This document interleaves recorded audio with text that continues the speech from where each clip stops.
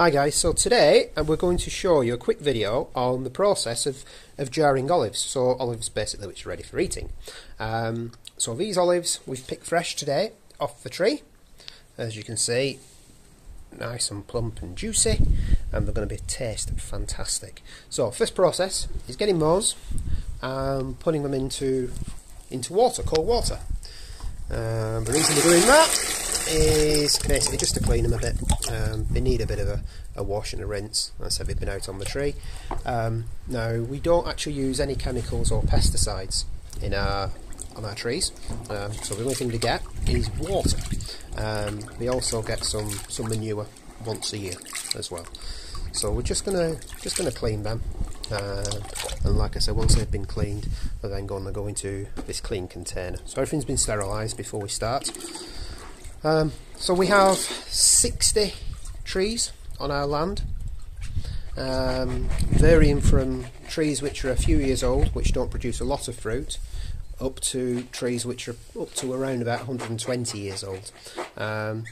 So this year we didn't do too well with our olives. We ended up getting, there's the first lot, we ended up getting 400 kilos, and in return for that we got 84 litres of oil. So that will see us through probably for 12 to 18 months. The reasoning behind the poor harvest this year was basically we've only had this house for nearly 2 years, and it's not the actual olives haven't been looked after, so we've had to prune them and cut them back, and like I said, we've had to cut them back quite harshly to get new growth. So we're hopeful that in the coming years we're probably going to end up with around 2,000 kilos of olives, and like I said, consequently a lot more olive oil. Right, so I'm boring you. Right, so the olives now have been washed, been dried, and we've got 3 kilos of olives. Okay, so we have been weighed beforehand, so it's 3 kilos of olives to 1 kilo of fine salt. You can use sea salt if you wish, but this is an ordinary fine salt. So what we do,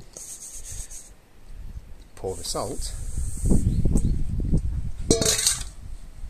directly into the bucket and give it a good mix. Now this process, we actually keep them in the salt for 10 days. Each day we will have to turn them and mix them, and basically once we've done that, we'll then start the actual second process. So it's not just a case of putting them into the jar straight from this process. There is another process, but like I said, we'll give these a good mix.